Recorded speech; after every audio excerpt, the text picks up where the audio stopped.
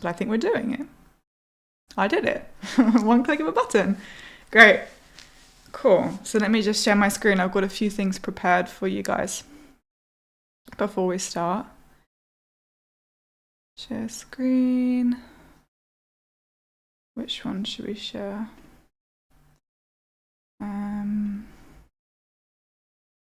This one. Screen 2.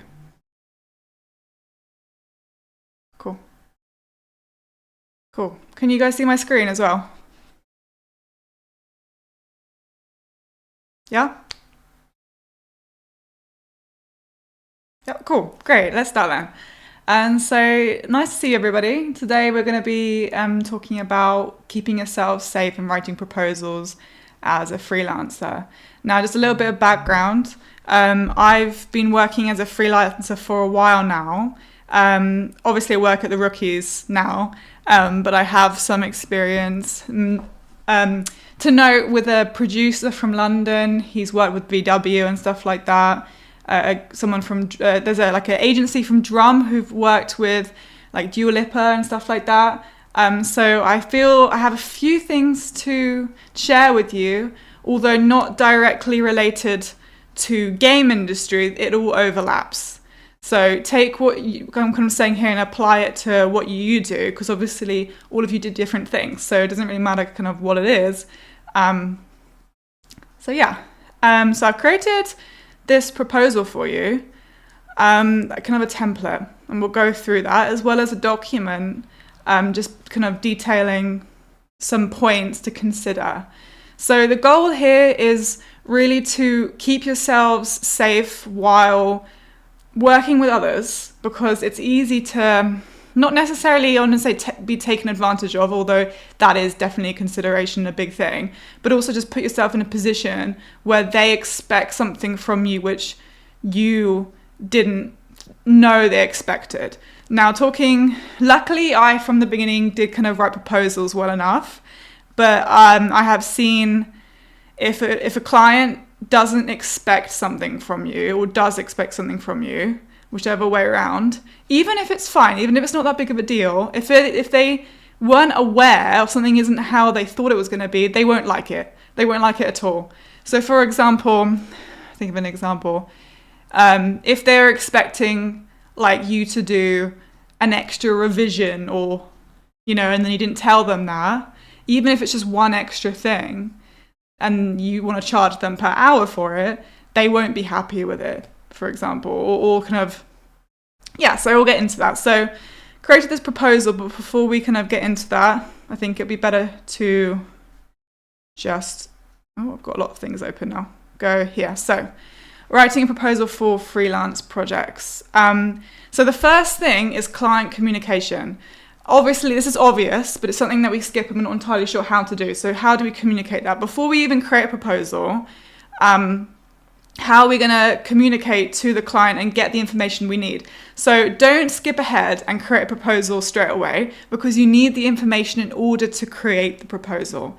So obviously, depending on what you do, depends on how you ask that, and you'll get better at asking the information you need. Now, I can talk to kind of websites just because that's kind of what I know and what I've done before, but I won't get too much into it, considering that might not be what you're doing. So the first thing is to do, obviously, initiate contact. I'm sure you've already been talking to them. Maybe they approach you, maybe you approach them, and they're interested. So definitely meet with them in person. I would never recommend going into business with anybody in any capacity without meeting them in person, because when you meet them, it's not just them looking at you and do you want to work with, if they want to work with you, it's also, do you want to work with them? You want to gauge them, because the last thing you want to do is to get in business with someone who isn't, easy to work with, and you don't want it to be doomed from the beginning. Now, obviously, you can't always tell, but for meeting someone, you usually can. You can see signs, and those signs could be like, I don't know, they don't listen to you, they have unrealistic expectations, and you can kind of gauge that. So after you've met with them, you want to collect information, like all the things they expect. That's the goal, like all the things they expect from the project.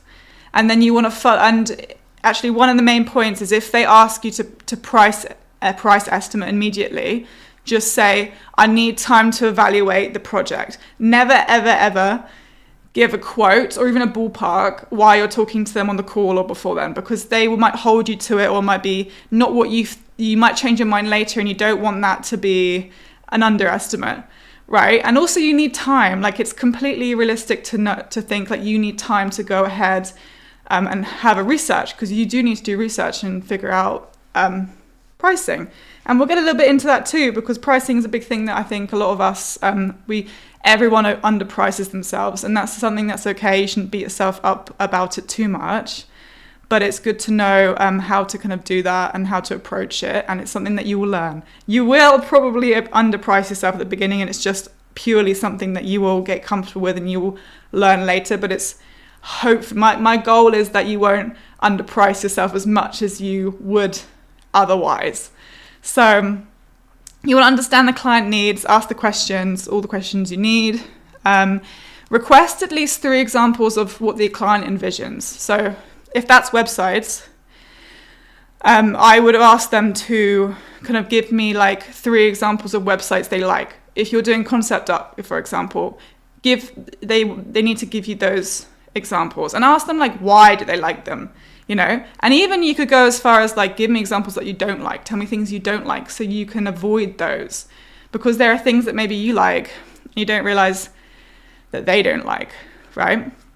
And then you can avoid that time wasting later on, because you know what they don't like. So an example would be like, another example, like a concept art piece, rendering, for example. Maybe they give you a rendering style that you really don't know how to do, but it's something they want. This has happened to me before. Someone approached me actually for concept art and asked me, oh, can you do this illustration? I love your work. And my work's all fantasy based. And then when we get into it, I take ages doing a fantasy painting. And then at the end they ask, oh, but can they be wearing Doc Martens? And I'm like, oh, like, I think we got confused here. Like, they want something very modern, and that's not something that I really do. So I didn't really have the skills at the time to do that. So we want to get those examples. We want to speak to that and understand before we go too far, right? So I already talked about avoid price estimates. I jumped ahead there. So once we've done that, go away, and we need to price and think about not just pricing, also like, how much time it's going to take as well. So do market research. And what that means is not necessarily, look at what pros are charging too, if you can, or maybe ask kind of the internet. But ideally you want to look for something that's kind of similar to you and your project, right? You don't want to like price your project based on a project that's nothing like yours. Like, that doesn't really make sense. I understand that it might be hard to find examples, but at least try and do a bit of research and see kind of what people might be advertising for a similar project, and take into consideration like your skills as well, but don't underprice yourself. Like, you only get what you ask for, and if they're already kind of interested at this point, because it's kind of a proposal after you spoke to them, you can always negotiate down, but you can't negotiate up once you give a price, if that makes sense. So I'd say at this point, always go a little bit higher than you think, because what I found is that we do underprice ourselves. So go higher than you think to begin with. That's kind of the best advice I can give, because it's hard, and we always do it at the beginning. And I really do think it's a learning process, and we can't really just get rid of that straight away. So I've already mentioned value work. Avoid offering services for free. It doesn't look professional. It doesn't help you. I know a lot of people who do this, and it kind of becomes a habit. You don't need to do things for free. Actually, in my experience, the more you offer for free, the more they take advantage of that, the more they demand of you. I'm not really sure why. So don't do that. I wouldn't recommend doing that. Price yourself fairly. So also consider the client's budget. Obviously, if you know that they have more money, maybe for example, with websites, I'll be working with someone who wants a portfolio site as a student. Like I know they don't have too much. So that might not be someone who I want to take on, but in my case, I like to help students. I like to do sites for students, and I like doing that at a discounted rate because it's kind of more of a community thing for me. It's kind of giving back to the community, although I don't have the scope to do it for free. So that's like an example of how you might kind of consider that. But on the other hand, with Drum, who was a marketing agency that I was doing a website for, I knew that they had the budget and I knew what they wanted. So with a higher budget, I could think about that and also give more value as well, you know, because they have more time and more money too. So it's a consideration. So creating the proposal, I have a visual representation like I showed you, but we'll just go over it here quickly as well, and then we'll go stop to there. So obviously the client name, I didn't put the address on mine, but you can always edit it. You can put the address, the project price. So one of the big things about pricing is you want to break it down. Like if you take anything away from this talk, I want you to take away that you need to break your pricing down into stages, including a deposit, so you are safe. Now I have had no issues with this in the past because of how I've broken it down. And I really want you to have that too. So I have seen a lot of people who post like, is this a scam? This must be a scam. You know, that's kind of a thing that happens. We get messages and people post like, is this a scam? Now, in my mind, I don't post those and ask other people because I know the way to test it. The only way to test it as a scam is to ask them to pay a deposit. If they don't pay the deposit, they don't want to pay the deposit, you're not going to work with them. So you know it's like a scam or someone who you don't want to work with, right? Like there's an easy way, in my opinion, to fish this out. Unless it's like a scam, some other scam that's not necessarily asking for your services. It's like, download this Steam gift card. That's a bit different. We get a lot of that at the moment in the Discord. Not sure if you've seen, I've been deleting them. But in terms of like, someone's approached you to do a project, to do like a concept art piece, to do a model, right? They're going to pay a deposit. If they don't want to pay a deposit, you're not going to work with them. End of story. So I'm going to go through a bit more later about pricing and breaking that down. So you want to do an estimated time frame. Estimated is the key word, because you do not know how long it will take them to get back to you with feedback. And that's a really good point. Right? Like imagine you've put the time frame to be 8 weeks, for example, but they take a month to get back after you send the initial thumbnails. Like that technically means the time frame's gone out the window, but it's not your fault. So you need to make that clear. Like it's an estimated time frame, and I've put that in the proposal template, which I'm going to share with you. Like this is an estimated thing. So if anyone has a problem with it, then it's in the proposal. But just one thing I didn't mention is all these things that we're talking about now, if they're in the proposal, you still need to communicate them verbally, especially really important things. Because like I said, even if it's in the proposal, but they don't know, they don't expect it, even if it's completely, it's there, they just haven't read it, they won't be happy if they weren't expecting it.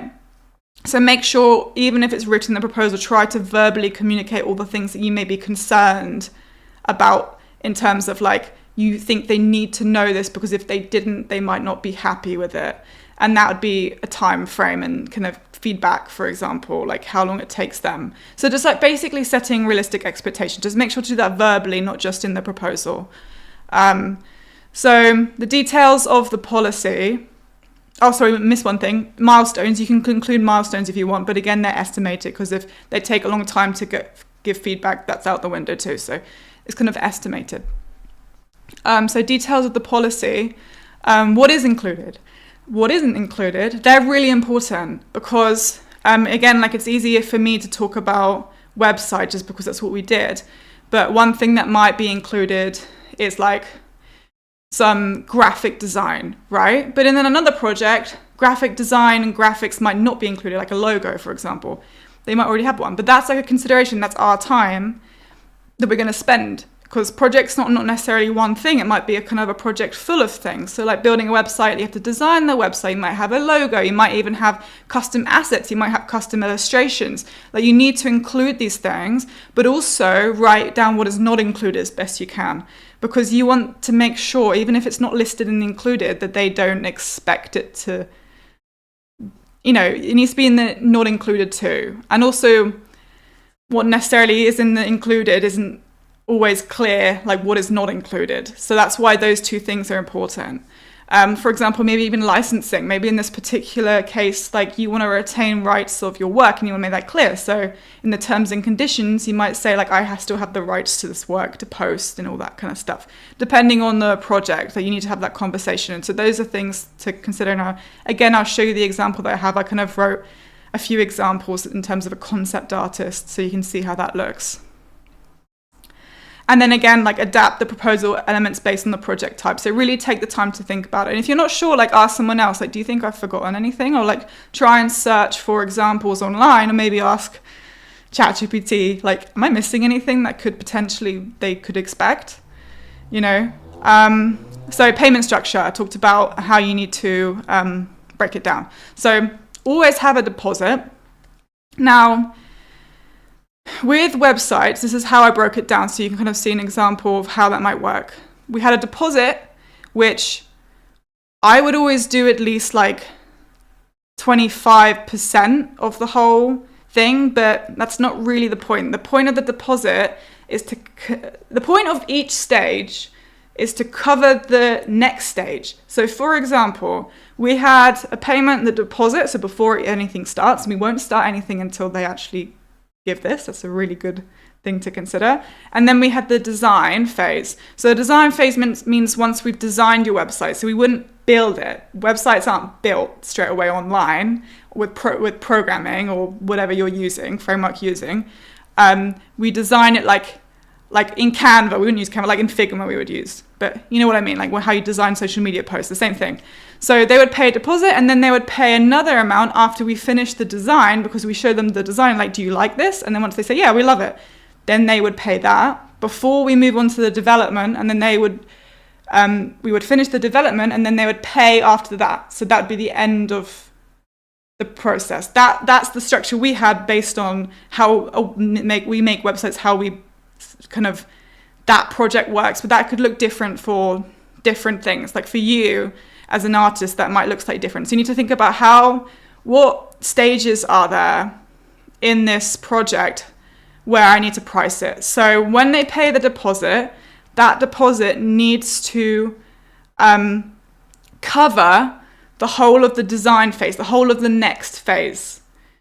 Because imagine if they pay the deposit and you finish the design and you're expecting them to pay for that design afterwards, that next stage of payment, but they don't pay anything. You want to make sure that you are covered by the deposit for that, at least enough, if that makes any sense. So you're not kind of doing work and not getting paid. You always get some sort of payment because you've covered that. You've done a large enough sum in the stage before to cover for that stage.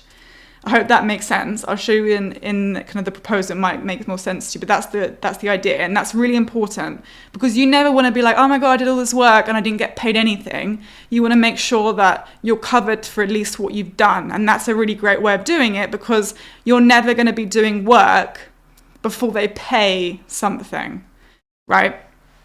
So that's kind of how we did it. And if you're not entirely sure what I meant, we'll look at the design and maybe it'll become clearer for you.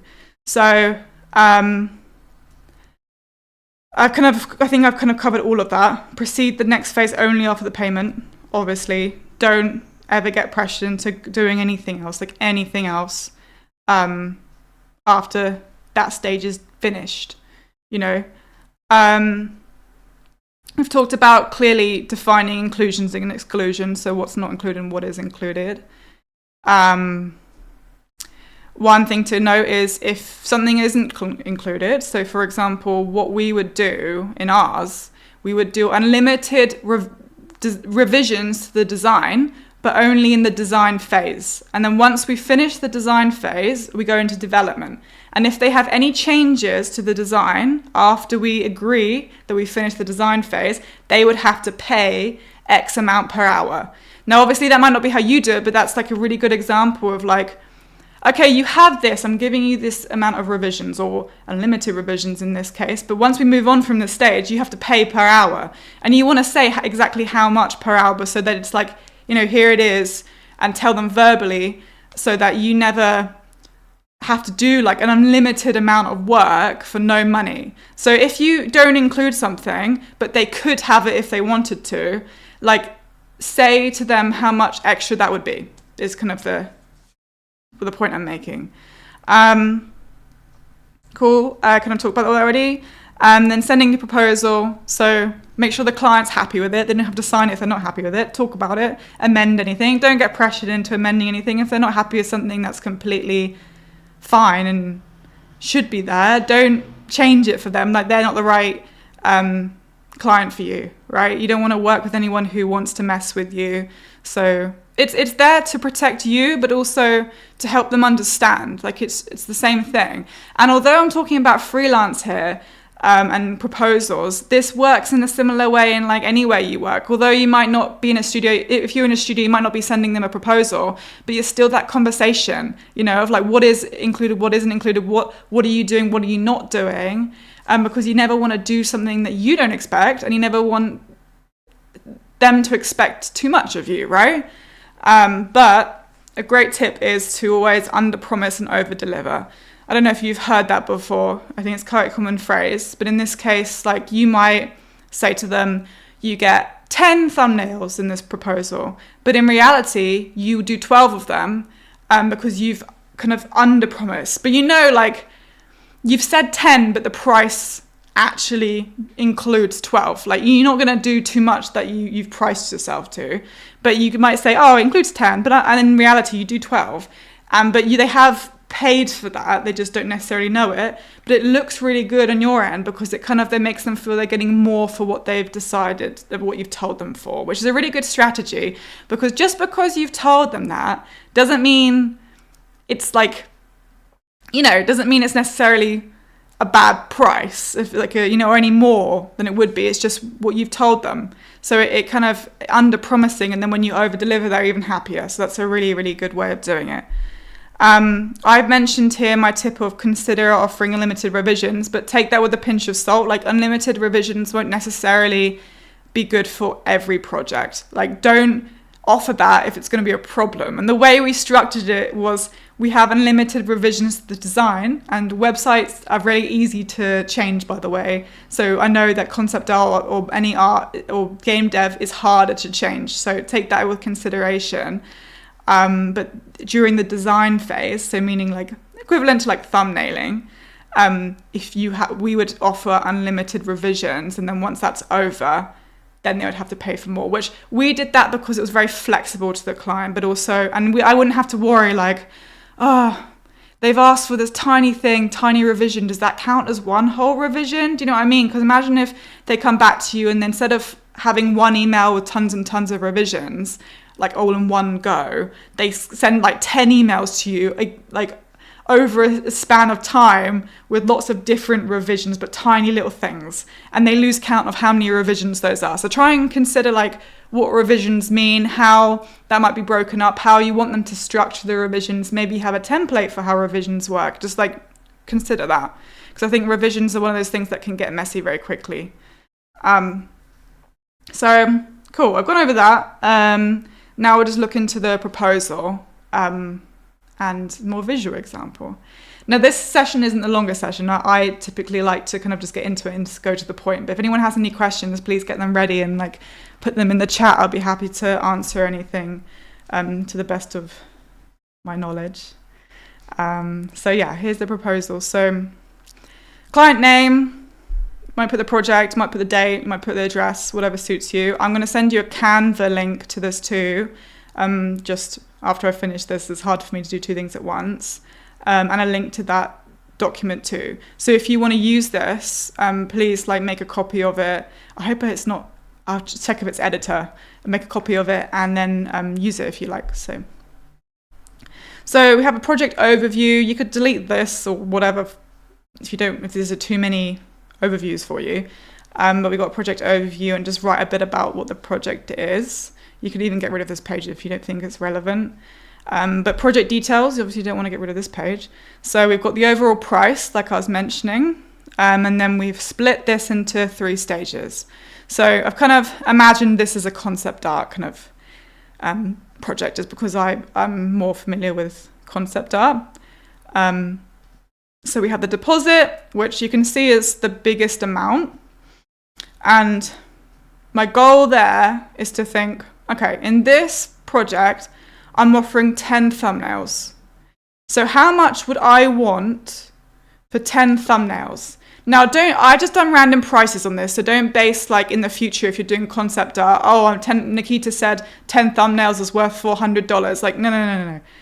I would say it's worth more than that. These are random numbers. But in this case scenario, say 10 thumbnails are worth $400. So I put the deposit at $400 because I want that deposit to cover that stage once it's ended. Smart, see? So then we have the next payment after the thumbnails are ended. Now, 400 plus 300 is 700. Yeah, quick maths.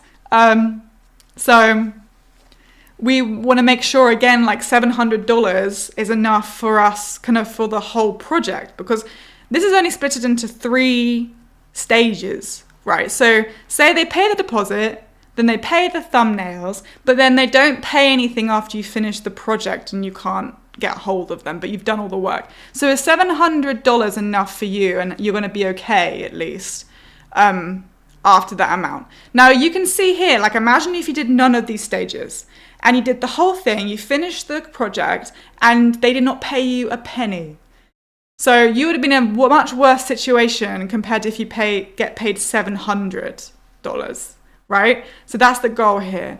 But obviously the goal is for them to pay the whole amount. And in the UK, if someone doesn't pay something, then they sign something, you can go through something called small claims and you can get the money back, and maybe in your area you can do that too. I'm not saying just let them off, but like we're still keeping ourselves protected, and we're still making sure that we get at least something from it, and to weed out those scammers and people who have no intention of paying you at all, right? Then we got the estimated time frame. Again, like I said, it's estimated, so I've done a little thing there, like timely feedback is expected. Delays in feedback might result in project delays. Now, that's very direct. It's not rude. It's just direct. Just be clear. Don't worry about being direct. I know some people can worry when you're being direct to someone that might consider to be rude, but you want to be as clear as possible. That's the goal. You don't want to confuse them with niceties in terms of like, I'm really sorry, but timely feedback is expected. You know what I mean? Like just be clear and be polite, and just say it how it is. Just so don't be scared of that. Milestones, you don't have to have this, but I think it's a really nice thing to do. Some people really appreciate milestones so they can know what to expect, but also you want to set deadlines for yourself too, because these projects are not always it's not just one stage, right? There are different stages. So in this case, I kind of broke it down just as an example, like we have 10 thumbnail explorations. Maybe before that even you have a stage of like getting to know more of what they want. But by this stage, I hope that you've at least got those examples from them of what they want, and you have a good idea and the project brief and all that kind of thing. And then we have like revisions and adjustments. Like you can't actually say how long that will take, but I've put that in as a guide. Like it's not just for you, like it's also, can you please get these revisions and adjustments to me before this day, right? And if they don't, it's fine. It's estimated. Just go by like the number of days next time, how much you kind of predicted. So then they have the concept, sketch, concept render, and then more revisions and adjustments, right? So that's kind of just an example of how you might break down a project. And you could even do it more, but it's just to give them an idea of how long this will take, when to expect things, because you want to be sending to them to things, you want to be sending and getting feedback. Don't forget about feedback. Never ever, like I did with that Doc Martens thing, just do a whole illustration, expect them to be fine with it, and then send it to them once it's done, and then they're like, I don't like it. Like, that's not great. So do the thumbnailing, do the exploration, whatever you need to do in your, whatever you're doing, your industry. So what is included? Detail how many thumbnails you get. Like, this is different per project, but you know, you get, be clear on like the quantity. And again, if you want to under deliver and over promise, take that in consideration. One clean line art of the concept, one fully rendered final concept, one round of revisions. Like, how many rounds of revisions? That's quite a big thing. So you might want, in this case, them to like send you a whole email with all the revisions they want in one go, rather than like 10 emails with loads of different revisions in them. Even if it's the same amount at the end of the day, like, that communication time is a consideration. You don't want to be waiting for them for ages and also get confused. You want them to think about it at one time, not keep changing their minds, right? What are you providing? What's the deliverables? Like, are you giving them the source file, or are you keeping the source file? Are you giving them just images, right? Consider that. How are you going to talk to them? Like, I don't want to say if you don't want to talk to them via Zoom, like, it's a bit weird, if I'm honest. Like, I would expect that to be a thing, but like, maybe in this case, you don't want them to be taking advantage of your time. You don't want them to meet with you every single day. So you might like say, okay, we're going to have these meetings after these stages, if you want to include that. But I can't think of a time where you'll be like, sorry, Zoom is not included. Like, meetings are not included. I can't imagine why that would be a thing. Source files, printing, licensing, and commercial usage rights. Like, are they getting those rights or not? You know, consider that, especially as an artist. What's not included? So this is what I was kind of talking about. Additional revisions beyond the agreement amount is not included.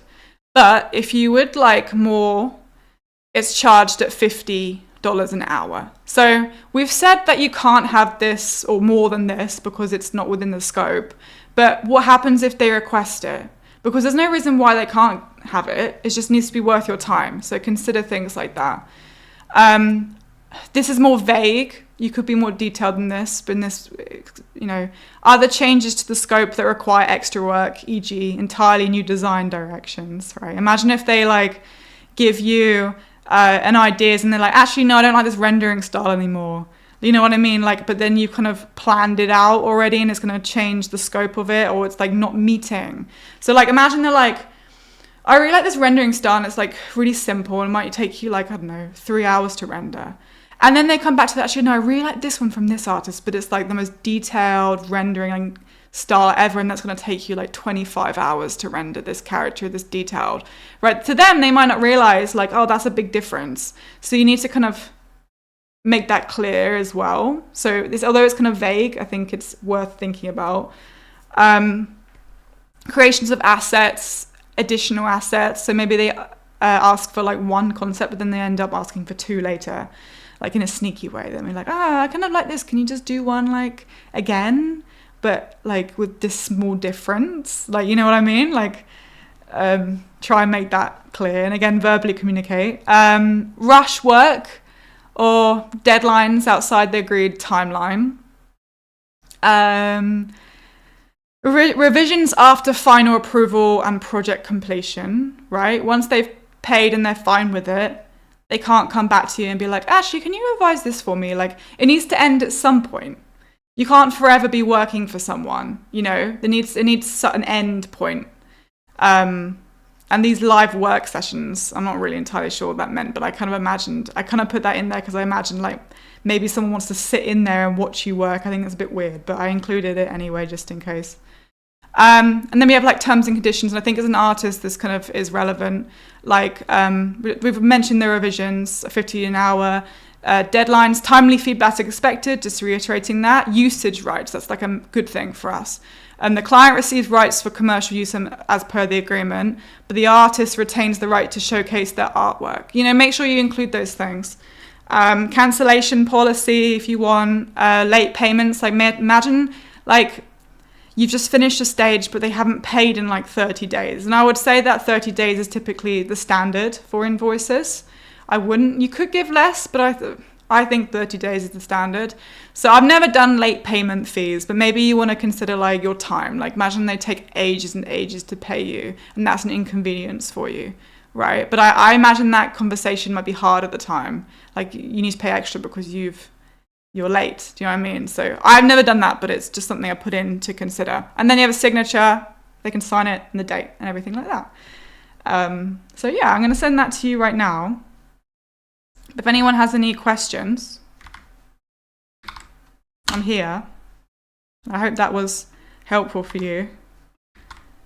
Again, like I would really remember breaking down that pricing. You know, that's a really, really important part of it. I see some people typing, so we'll wait here. I like it, a half an hour session. I don't know about you, but I don't really like too long sessions. If a large studio is hiring you to do work for hire under NDA, how would you work in a portfolio usage right? Let me read that again. If a large studio is hiring you to do work for hire under NDA, work in a portfolio usage right? Well, if it's under an NDA, it's kind of their, whatever terms they put. Like, what I've kind of shown you here is, imagine like you're a freelancer and you're approaching others or others approaching you as an individual to do work. But obviously the other side of that is sometimes you might be a freelancer to larger companies, kind of like how you're imagining then. And sometimes the dynamic there is different. Like, I can't speak too much to that because I haven't had that dynamic apart from being like a contractor working for the rookies, for example. That is a contract. I'm not like an employee because it's international.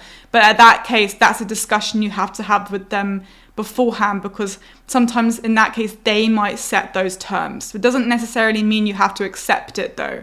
Like, they will send you the contract or the proposal, for example. So if you're not happy with it, then don't accept it. But in that case, they would probably be the one sending you the proposal. But that's a good question, because you're right, it could be two different ways. It doesn't necessarily have to be you making the proposal. It depends on the situation. I see a few other people typing. Is it worth having a general TOS? I'm sorry, what is TOS? Stating terms of something, sale? Do you mind if you... Stating types of art you are willing or not willing to create. Terms of service, okay. Is it worth having a general term service stating types of art you're willing? Yeah, I think basically in a proposal, you want to put anything you possibly think you should include. I don't think there's a right and a wrong. Obviously, they might not accept the terms, and in that case, you could consider that like the wrong thing to put if they don't like it, but not necessarily, because it might be protecting you. But basically, anything that you feel should be included is probably needed to be included. So if that is like types of art that you want to include, I think that's a really great thing to include. Like, for example, in that case with that client that I had who wanted an illustration of, I just assumed like, oh, they've seen my work, so they must like fantasy stuff. But in reality, they wanted something very modern with like a girl wearing Doc Martens, right? But that's not something I've ever done and not something I would feel comfortable doing. So in the past, right? So I wish I kind of communicated that too and put that in a proposal, but again, also communicated that. So yeah, that's a good question. That's definitely something you should include if you want to. I sort of mean as in on your website, easily accessible. Do you mean like, so you think like before they even message you, you'll say to them like, I don't do X. So I don't do this, so don't bother like messaging me. I think that's what you mean. Correct me if that's not. I mean, you could, but really, let me think. I think a better way of doing that on a website is to be very clear on what you do instead of what you don't do. Because on a website, I think it's a bit jarring to say like what you don't do. If that's in like the main bit, unless you have like a detailed like proposal part, like here's the package, for example, that I offer. Like, for example, Discord Nitro. If it's kind of like that, like here's the things in this that I do. This is included, this isn't included. That's like, yeah, definitely. I think that's a great thing to put on your website if that's something that you would fit. But don't put like, you know, straight on the first page, like, I don't do this. You know, I'm sure that's probably not what you meant. But yeah, I think you could detail things and kind of projects that you typically like to work on or have in the past, but make it clear like you're open and flexible to different things. But if that's something that fits on your website and you want to offer that, then I think that'd be a good thing. I have no freelance experience at all. Would love to know where to find clients and how you approach your clients. Is there anything that you should avoid as a newbie? So what you're talking about there is marketing yourself. And I'm actually learning at the moment a lot more about that, because marketing is a kind of a thing it seems very elusive. Do you know what I mean? To you? So I'm going to read that again. I have no freelance available. Would you love to know where you find clients? So finding clients depends on where your clients are. So yes, you could find clients on like social media. For example, I actually found clients on Facebook groups. The reason why I found clients on Facebook groups, not for concept art, for websites, is because I was targeting small businesses. And where do small businesses go? On Facebook, right? Probably, maybe on Instagram, but Instagram's a little bit different.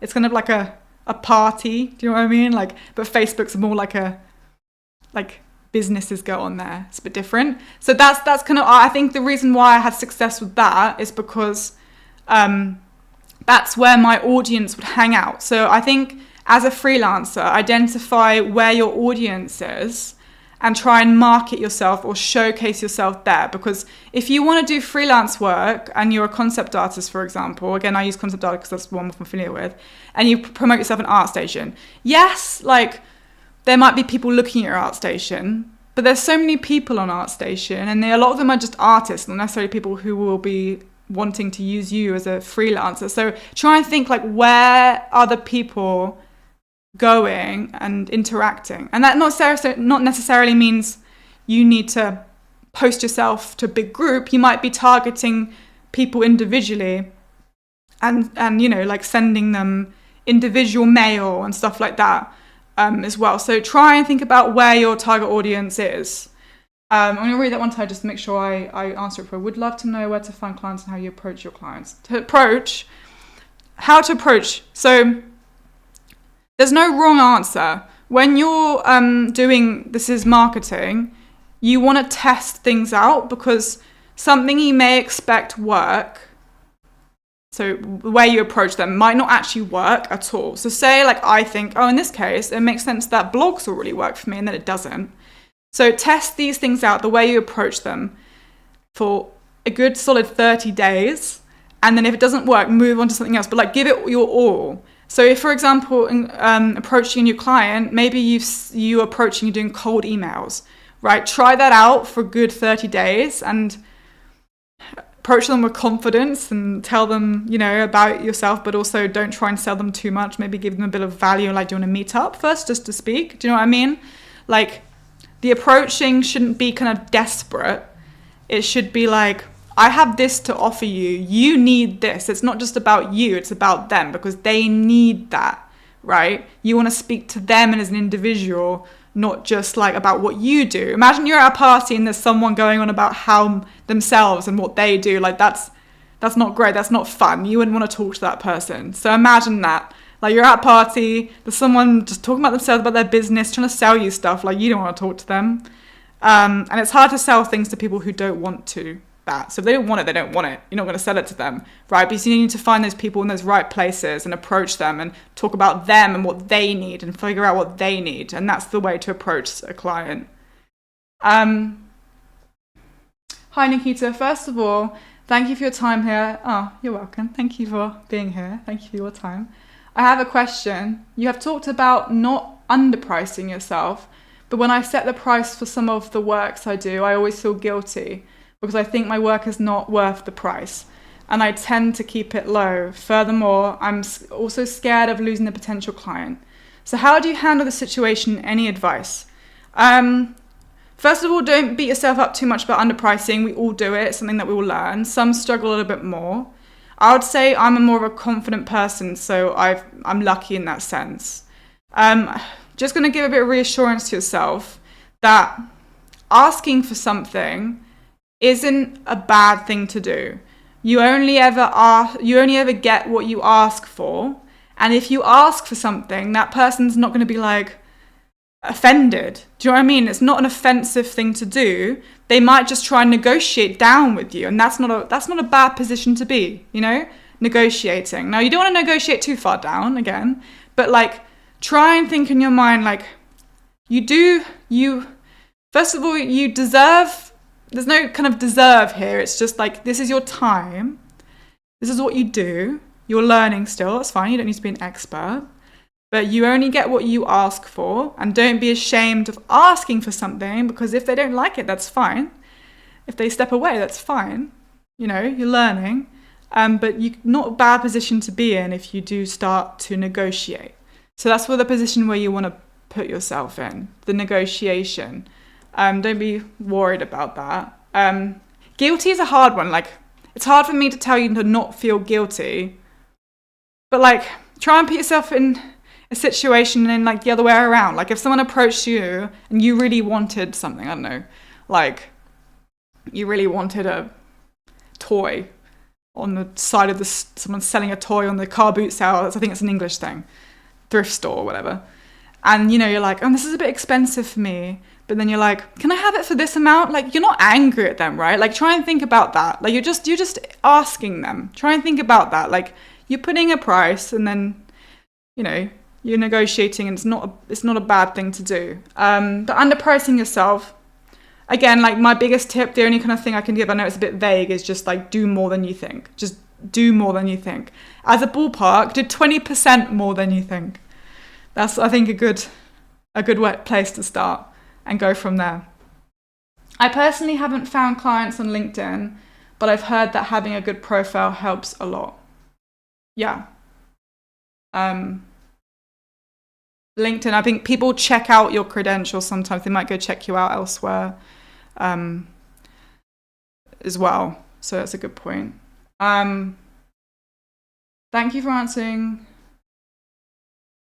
Yeah. Okay, you're talking about things. Cool. I love you talking about things. I feel like clients are more attracted to very expensive artists that have a lot of experience compared to more cheap and junior people. I guess that depends who your client is, because you need to remember that who is your client? Is your client right now a AAA gaming studio? Maybe not. And yeah, they'd probably be more attracted to very expensive people. Is your client an indie studio? Where do these indie studios hang around? Where are they? Have you looked for them? Have you approached them? You know what I mean? Like, try and think where you are and who you might be able to help or be valuable to. Who might want to work with you? And at this point, it might not be a AAA studio, because again, like, yeah, those kind of people might be attracted to very expensive artists. And I find it interesting that you mentioned very expensive, because sometimes putting your prices up, especially if you've got the skills to reflect that, not if you don't have the skills to reflect that, can kind of put like a premium on them, almost like, you know, but they can only do that once they've established still, so it kind of defeats the point. But I know what you mean by that. Like, sometimes expensive might mean good, but doesn't necessarily mean that. So I think, just to comment on that, I think about like who might benefit from you at this point. Have to head out now, but thank you so much. Currently in the process of figuring out freelance relationship for myself, first time. I really appreciate it. Thanks, Sabrina. Nice to see you. Do you have any tips about how to communicate with clients, sharing experience you had to overcome with clients? Yeah, let me think about this. So again, I am quite a confident person, but that doesn't mean that it's always easy to talk about. It's always easy to talk to people, right? Communication. Ideally, you're in a situation where you know you're about to communicate with somebody. So say someone's reached out to you, you've scheduled a call, you know you're about to communicate with that person. So before you communicate with that person and go on a call, you need to spend time and think about all the things that you need to get across to them or ask them to, because depending on where you are in the phase, say you're at the beginning, you need to find out exactly what they're looking for, right? So you might have these points prepared. And I think that for anyone, no matter how confident you are, will really help you because you're prepared with the things that you want to ask. Therefore, you won't be kind of staggering and be like, oh, I don't know, like, what do I do now? Do you know what I mean? So take the time beforehand. And as you do that more and more, it'll just become natural to you and you will get the flow of things and you will remember the way you've talked to people before. I used to do interviewing when I used to work at CG Spectrum as a school. I used to interview for roles. And when you do interview, and this is not directly related, the first one I was a bit nervous. I was like, oh my goodness, like I've never done this before.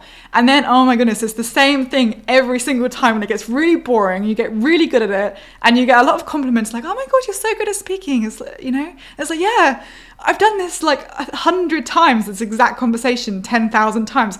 And so that conversation and communicating with people, especially in a freelance capacity, is just practice. Like it honestly is just practice. And it's scary at the beginning. So write down those points, write down the things you want to get across, you want to get from them.